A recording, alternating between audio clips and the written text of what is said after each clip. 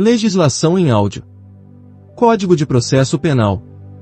Do processo sumário e dos recursos. Áudio para revisão. Do processo sumário. Artigo 531.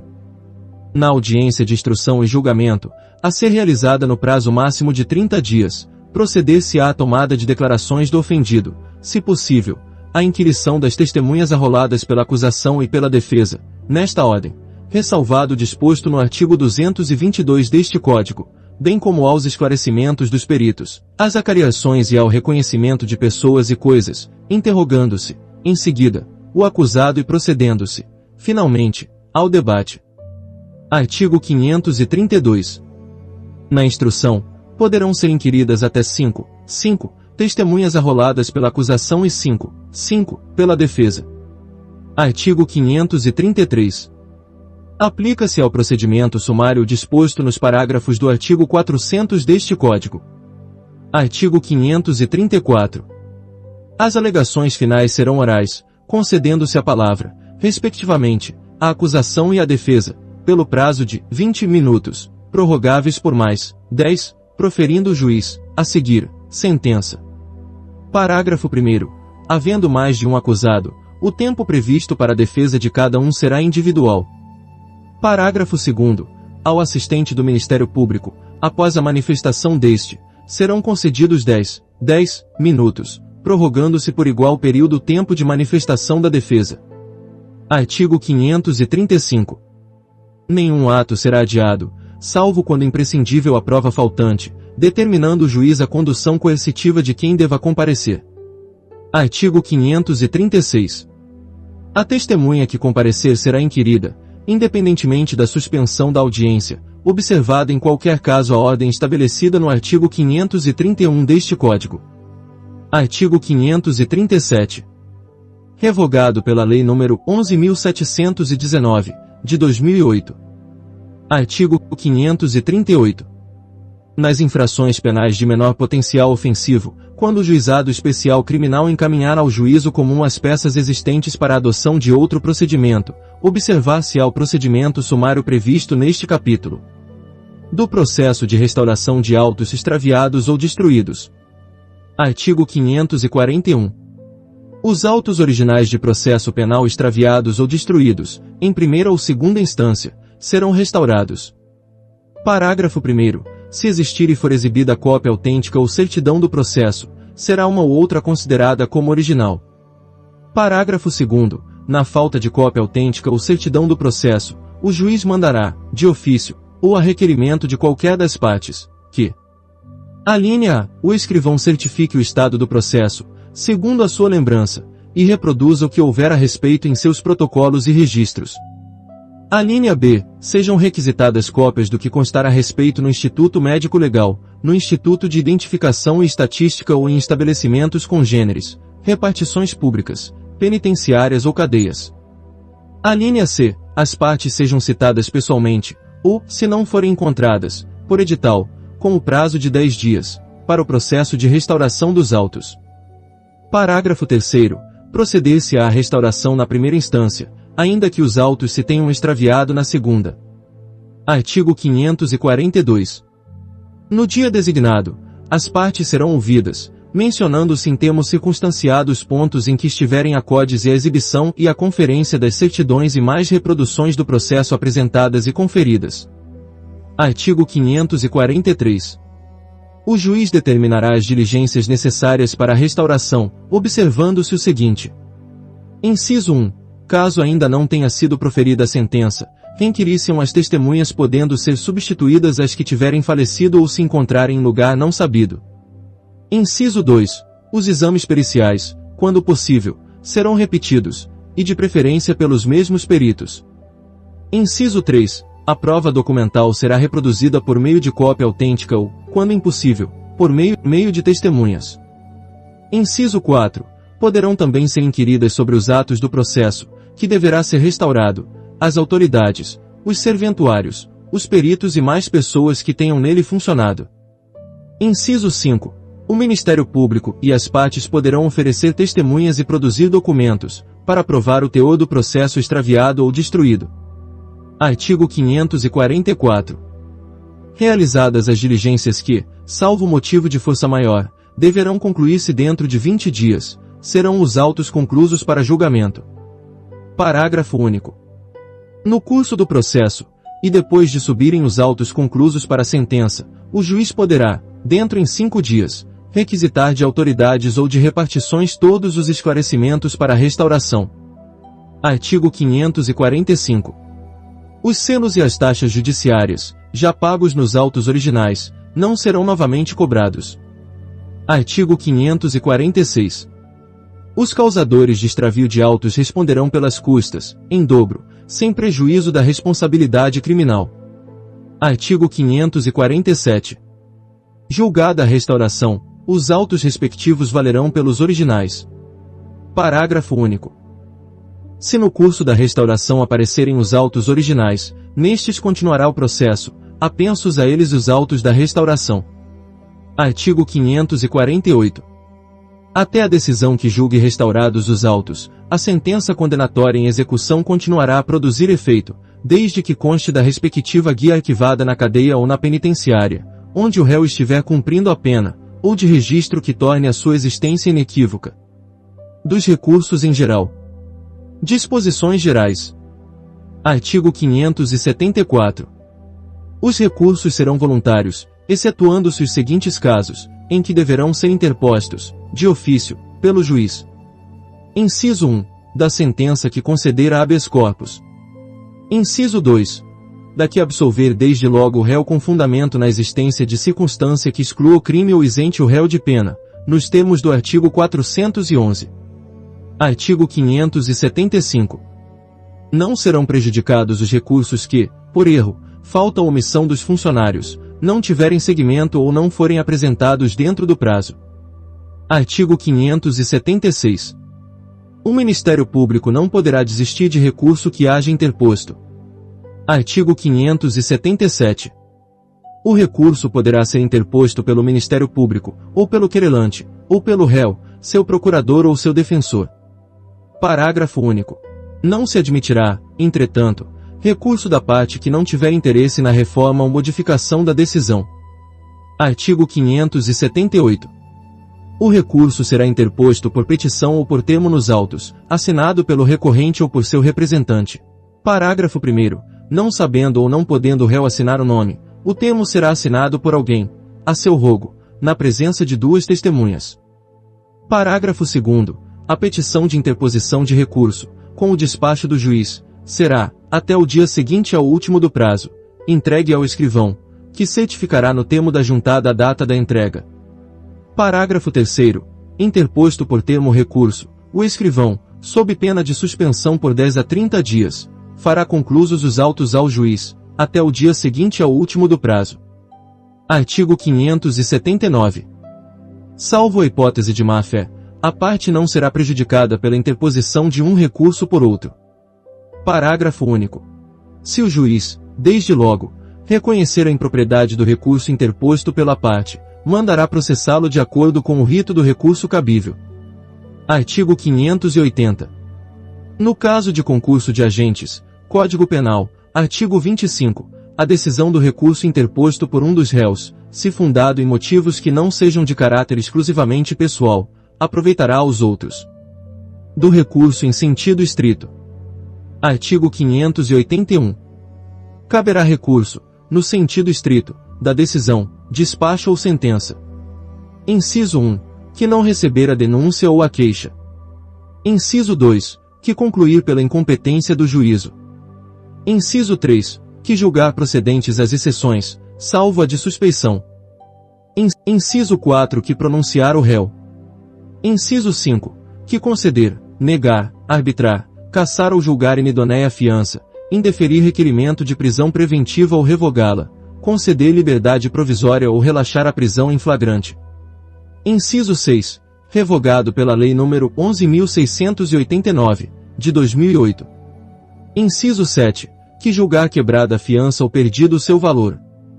Inciso 8. Que decretar a prescrição ou julgar, por outro modo, extinta a punibilidade. Inciso 9. que indeferir o pedido de reconhecimento da prescrição ou de outra causa extintiva da punibilidade. Inciso 10, que conceder ou negar a ordem de habeas corpus. Inciso 11, que conceder, negar ou revogar a suspensão condicional da pena. Inciso 12, que conceder, negar ou revogar livramento condicional. Inciso 13, que anular o processo da instrução criminal, no todo ou em parte. Inciso 14, que incluir jurado na lista geral ou desta ou excluir. Inciso 15, que denegar a apelação ou a julgar deserta. Inciso 16, que ordenar a suspensão do processo, em virtude de questão prejudicial. Inciso 17, que decidir sobre a unificação de penas. Inciso 18, que decidir o incidente de falsidade. Inciso 19, que decretar medida de segurança, depois de transitar a sentença em julgado. Inciso 20, que impuser medida de segurança por transgressão de outra. Inciso 21, que mantiver ou substituir a medida de segurança, nos casos do artigo 774. Inciso 22, que revogar a medida de segurança. Inciso 23, que deixar de revogar a medida de segurança, nos casos em que a lei admita a revogação. Inciso 24, que converter a multa em detenção ou em prisão simples. Inciso 25, que recusar a homologação à proposta de acordo de não persecução penal, previsto no artigo 28-A desta lei. Incluído pela Lei nº 13.964, de 2019. Artigo 582. Os recursos serão sempre para o Tribunal de Apelação, salvo nos casos dos incisos 5, 10 e 14. Parágrafo único. O recurso, no caso do inciso 14, será para o presidente do Tribunal de Apelação. Artigo 583. Subirão nos próprios autos os recursos. Inciso 1, quando interpostos de ofício. Inciso 2, nos casos do artigo 581, incisos 1, 3, 4, 6, 8 e 10. Inciso 3, quando o recurso não prejudicar o andamento do processo. Parágrafo único. O recurso da pronúncia subirá em traslado, quando, havendo dois ou mais réus, qualquer deles se conformar com a decisão ou todos não tiverem sido ainda intimados da pronúncia. Artigo 584. Os recursos terão efeito suspensivo nos casos de perda da fiança, de concessão de livramento condicional e dos incisos 15, 17 e 24 do artigo 581. Parágrafo 1º.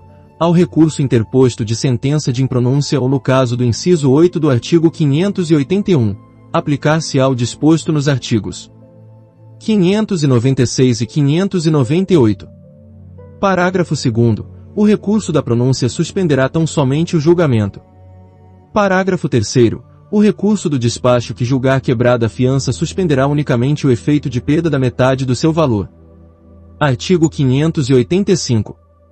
O réu não poderá recorrer da pronúncia senão depois de preso, salvo se prestar fiança, nos casos em que a lei admitir. Artigo 586.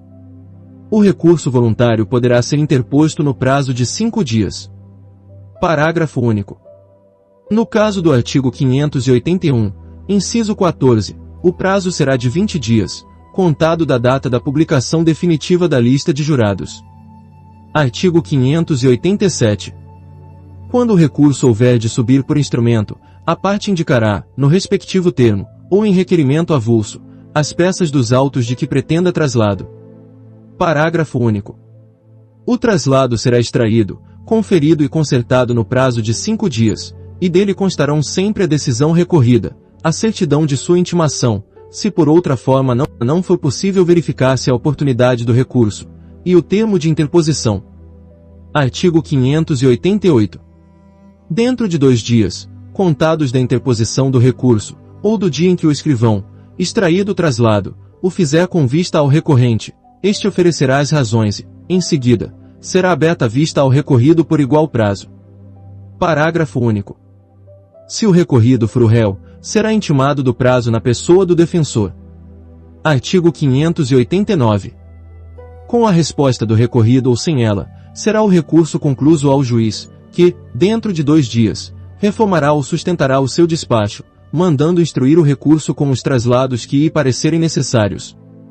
Parágrafo único. Se o juiz reformar o despacho recorrido, a parte contrária, por simples petição, poderá recorrer da nova decisão, se couber recurso, não sendo mais lícito ao juiz modificá-la. Neste caso, independentemente de novos arrazoados, subirá o recurso nos próprios autos ou em traslado. Artigo 590. Quando for impossível ao escrivão extrair o traslado no prazo da lei, poderá o juiz prorrogá-lo até o dobro.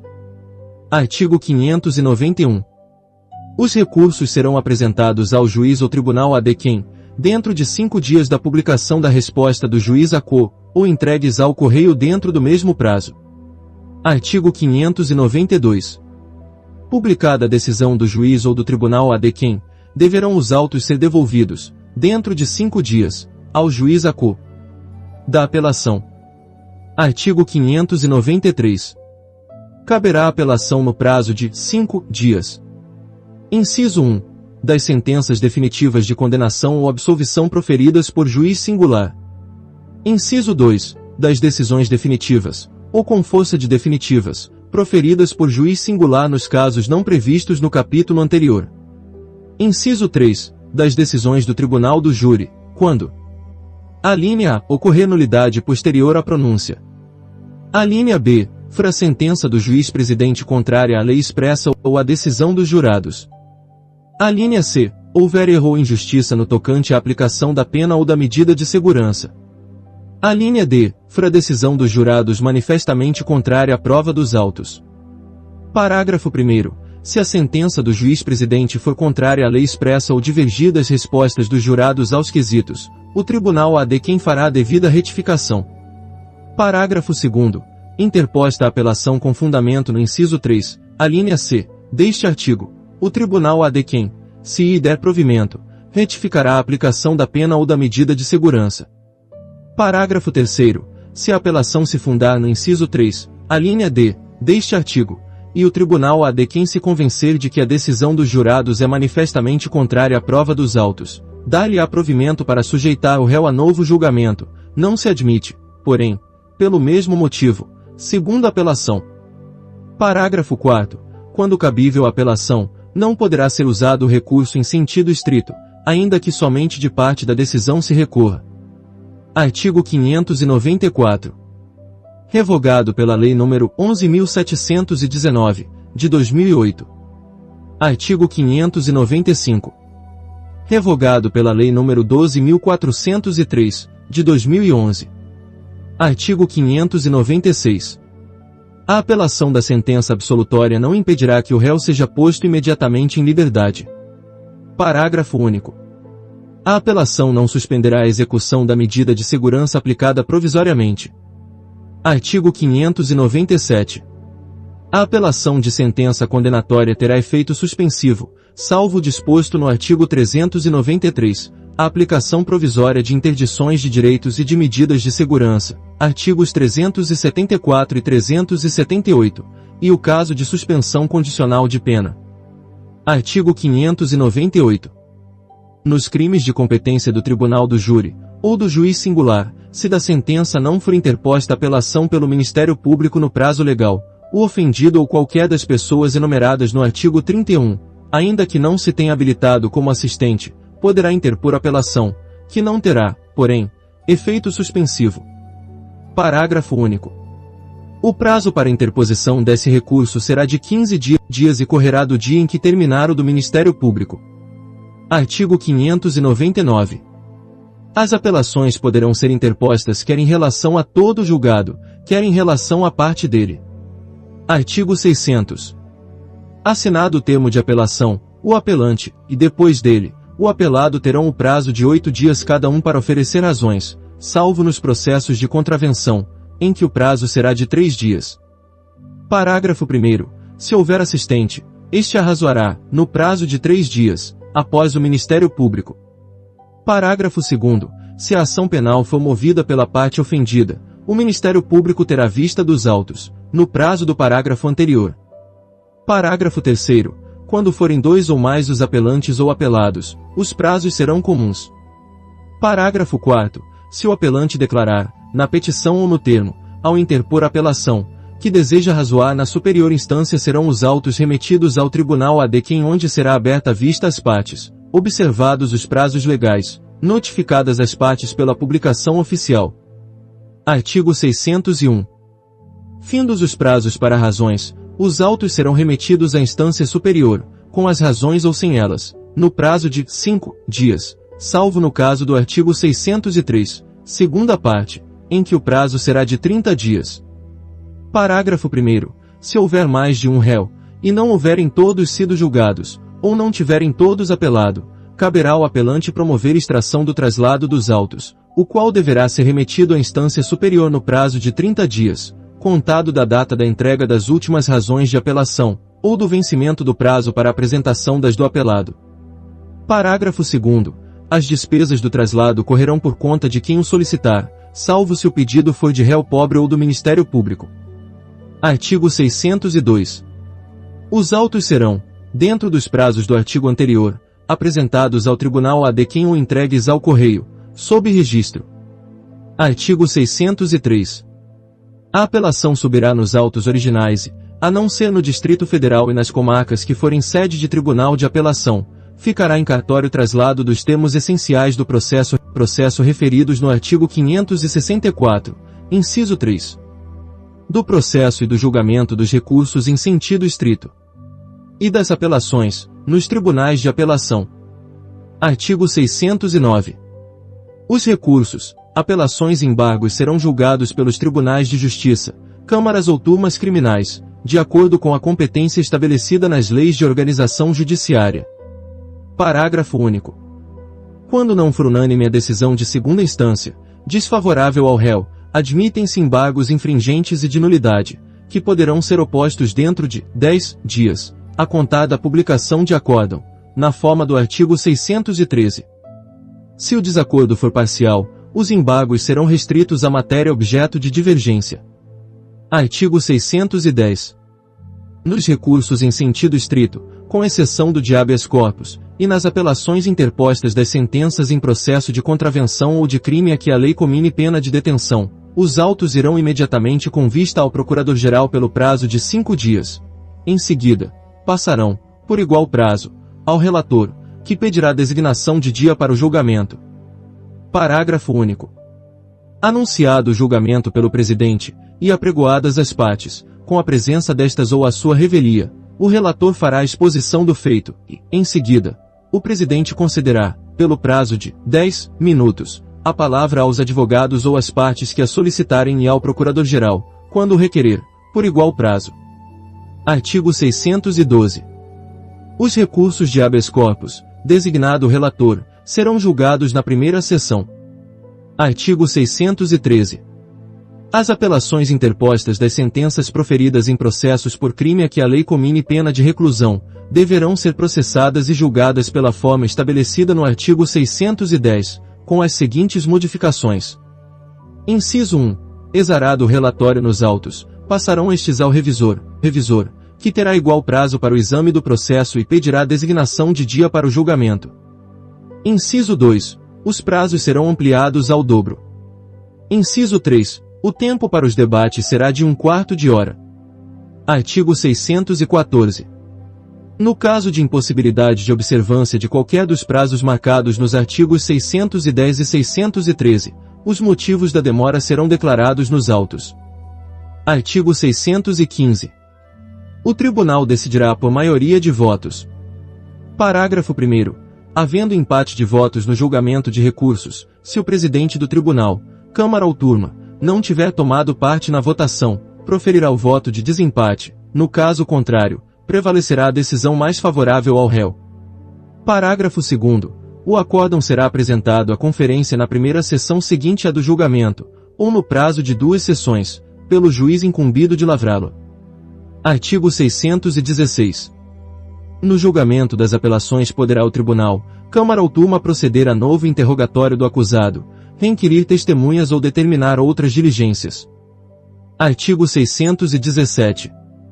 O Tribunal, Câmara ou Turma atenderá nas suas decisões ao disposto nos artigos 383, 386 e 387, no que for aplicável, não podendo, porém, ser agravada a pena, quando somente o réu houver apelado da sentença. Artigo 618. Os regimentos dos tribunais de apelação estabelecerão as normas complementares para o processo e julgamento dos recursos e apelações. Dos embargos. Artigo 619. Aos acórdãos proferidos pelos tribunais de apelação, câmaras ou turmas, poderão ser opostos embargos de declaração, no prazo de 2 dias contados da sua publicação, quando houver na sentença ambiguidade, obscuridade, contradição ou omissão. Artigo 620. Os embargos de declaração serão deduzidos em requerimento de que constem os pontos em que o acórdão é ambíguo, obscuro, contraditório ou omisso. Parágrafo 1º. O requerimento será apresentado pelo relator e julgado, independentemente de revisão, na primeira sessão. Parágrafo 2º. Se não preenchidas as condições enumeradas neste artigo, o relator indeferirá desde logo o requerimento. Da revisão. Artigo 621. A revisão dos processos findos será admitida. Inciso 1. Quando a sentença condenatória for contrária ao texto expresso da lei penal ou à evidência dos autos. Inciso 2. Quando a sentença condenatória se fundar em depoimentos, exames ou documentos comprovadamente falsos. Inciso 3. Quando, após a sentença, se descobrirem novas provas de inocência do condenado ou de circunstância que determine ou autorize diminuição especial da pena. Artigo 622. A revisão poderá ser requerida em qualquer tempo, antes da extinção da pena ou após. Parágrafo único. Não será admissível a reiteração do pedido, salvo se fundado em novas provas. Artigo 623. A revisão poderá ser pedida pelo próprio réu ou por procurador legalmente habilitado ou, no caso de morte do réu, pelo cônjuge, ascendente, descendente ou irmão. Artigo 624. As revisões criminais serão processadas e julgadas. Inciso 1. Pelo Supremo Tribunal Federal, quanto às condenações por ele proferidas. Inciso 2. Pelo Tribunal Federal de Recursos, Tribunais de Justiça ou de Alçada, nos demais casos. Parágrafo 1º. No Supremo Tribunal Federal e no Tribunal Federal de Recursos o processo e julgamento obedecerão ao que for estabelecido no respectivo regimento interno.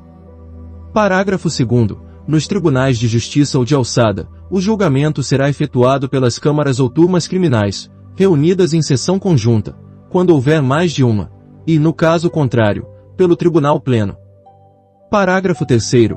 Nos tribunais onde houver 4 ou mais câmaras ou turmas criminais, poderão ser constituídos 2 ou mais grupos de câmaras ou turmas para o julgamento de revisão, obedecido o que for estabelecido no respectivo regimento interno.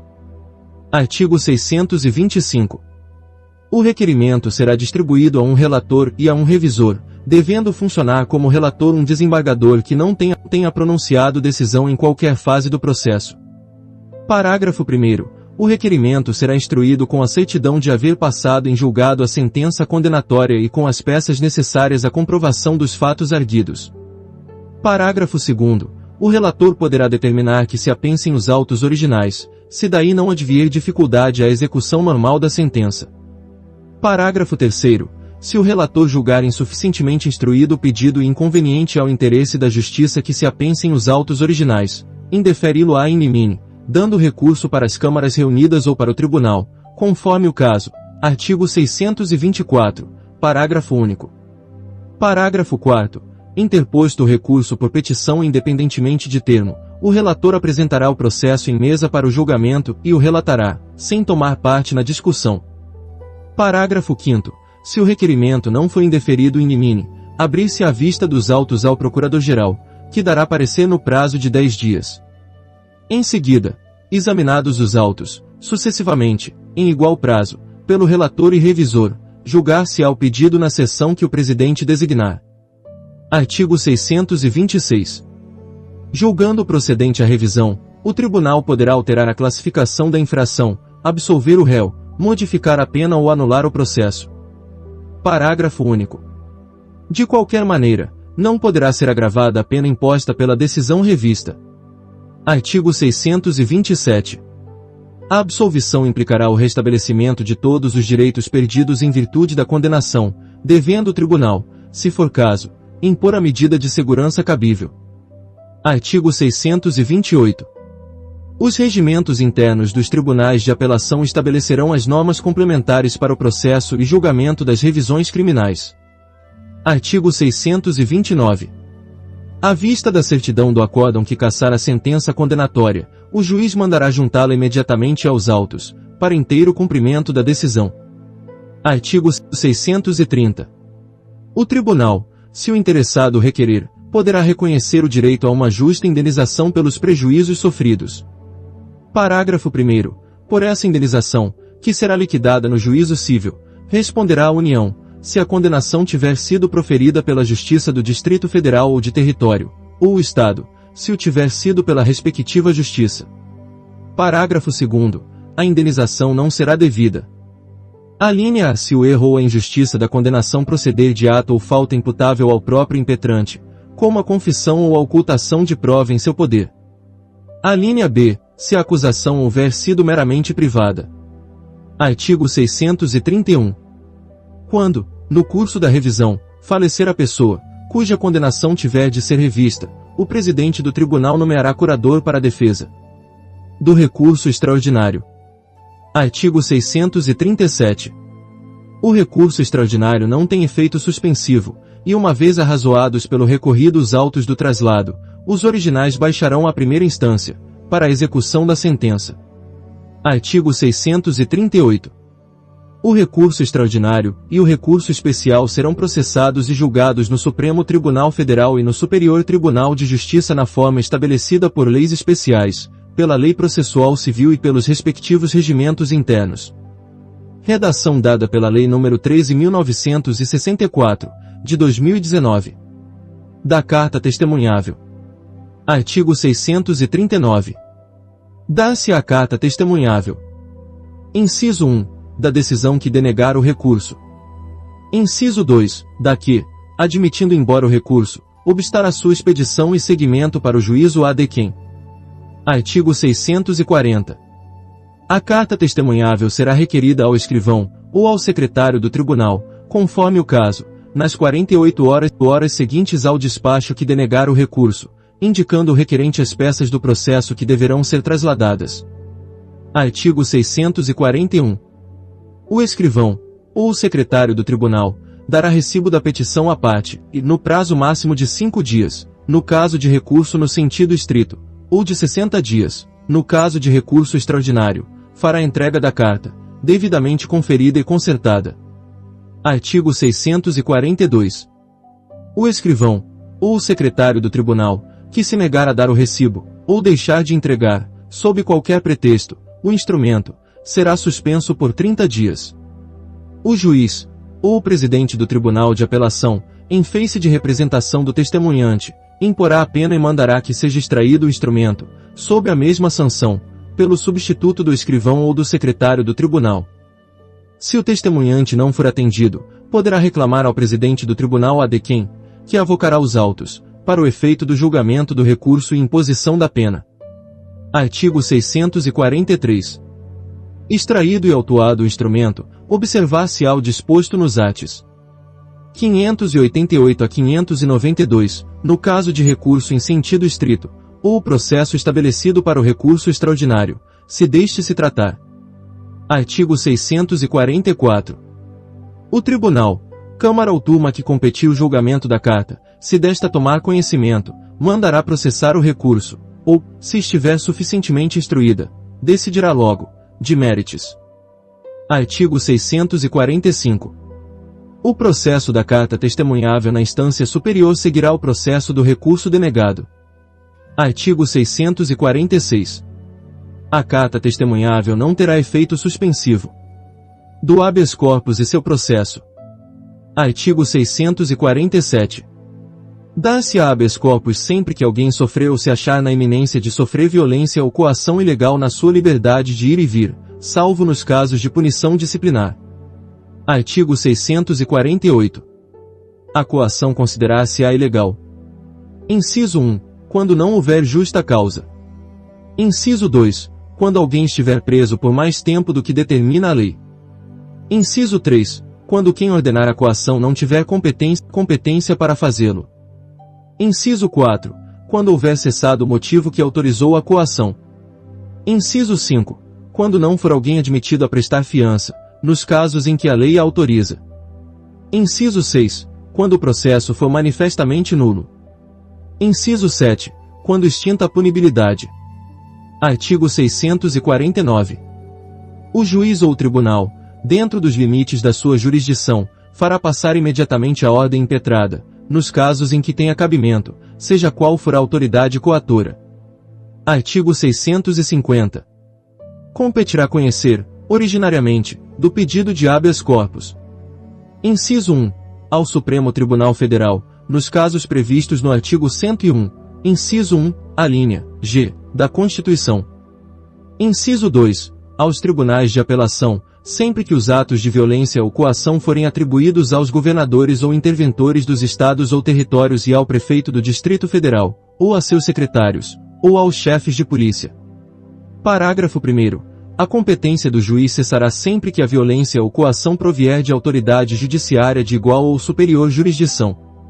Parágrafo 2º. Não cabe o habeas corpus contra a prisão administrativa, atual ou iminente, dos responsáveis por dinheiro ou valor pertencente à fazenda pública, alcançados ou omissos em fazer o seu recolhimento nos prazos legais, salvo se o pedido for acompanhado de prova de quitação ou de depósito do alcance verificado, ou se a prisão exceder o prazo legal. Artigo 651. A concessão do habeas corpus não obstará, nem porá termo ao processo, desde que este não esteja em conflito com os fundamentos daquela. Artigo 652. Se o habeas corpus for concedido em virtude de nulidade do processo, este será renovado. Artigo 653. Ordenada a soltura do paciente em virtude de habeas corpus, será condenada nas custas a autoridade que, por má-fé ou evidente abuso de poder, tiver determinado a coação. Parágrafo único. Neste caso, será remetida ao Ministério Público cópia das peças necessárias para ser promovida a responsabilidade da autoridade. Artigo 654. O habeas corpus poderá ser impetrado por qualquer pessoa, em seu favor ou de outrem, bem como pelo Ministério Público. Parágrafo 1º. A petição de habeas corpus conterá: alínea A. O nome da pessoa que sofre ou está ameaçada de sofrer violência ou coação e o de quem exercer a violência, coação ou ameaça. Alínea B. A declaração da espécie de constrangimento, em caso de simples ameaça de coação, as razões em que funda o seu temor. Alínea C. A assinatura do impetrante, ou de alguém a seu rogo, quando não souber ou não puder escrever, e a designação das respectivas residências. Parágrafo 2º. Os juízes e os tribunais têm competência para expedir de ofício ordem de habeas corpus, quando no curso de processo verificarem que alguém sofre ou está na iminência de sofrer coação ilegal. Artigo 655. O carcereiro ou o diretor da prisão, o escrivão, o oficial de justiça ou a autoridade judiciária ou policial que embaraçar ou procrastinar a expedição de ordem de habeas corpus, as informações sobre a causa da prisão, a condução e apresentação do paciente, ou a sua soltura, será multado na quantia de R$200.000 a R$1, sem prejuízo das penas em que incorrer.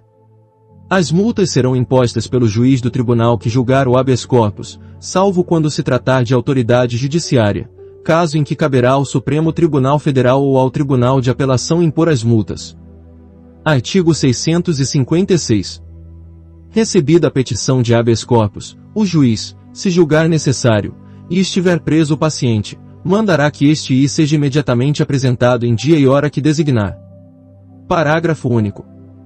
Em caso de desobediência, será expedido mandado de prisão contra o detentor, que será processado na forma da lei, e o juiz providenciará para que o paciente seja tirado da prisão e apresentado em juízo. Artigo 657. Se o paciente estiver preso, nenhum motivo escusará a sua apresentação, salvo: inciso 1. Grave enfermidade do paciente. Inciso 2. Não estar ele sob a guarda da pessoa a quem se atribui a detenção. Inciso 3. Se o comparecimento não tiver sido determinado pelo juiz ou pelo tribunal. Parágrafo único. O juiz poderá ir ao local em que o paciente se encontrar, se este não puder ser apresentado por motivo de doença. Artigo 658. O detentor declarará a ordem de quem o paciente estiver preso. Artigo 659. Se o juiz ou o tribunal verificar que já cessou a violência ou coação ilegal, julgará prejudicado o pedido. Artigo 660. Efetuadas as diligências, e interrogado o paciente, o juiz decidirá, fundamentadamente, dentro de 24 horas. Parágrafo 1º. Se a decisão for favorável ao paciente, será logo posto em liberdade, salvo se por outro motivo dever ser mantido na prisão. Parágrafo 2º. Se os documentos que instruírem a petição evidenciarem a ilegalidade da coação, o juiz ou o tribunal ordenará que cesse imediatamente o constrangimento. Parágrafo 3º. Se a ilegalidade decorrer do fato de não ter sido o paciente admitido a prestar fiança, o juiz arbitrará o valor desta, que poderá ser prestada perante ele, remetendo, neste caso, à autoridade os respectivos autos, para serem anexados aos do inquérito policial ou aos do processo judicial. Parágrafo 4º. Se a ordem de habeas corpus for concedida para evitar ameaça de violência ou coação ilegal, dar-se-á ao paciente salvo-conduto assinado pelo juiz. Parágrafo 5º. Será incontinenti enviada a cópia da decisão à autoridade que tiver ordenado a prisão ou tiver o paciente à sua disposição, a fim de juntar-se aos autos do processo. Parágrafo 6º.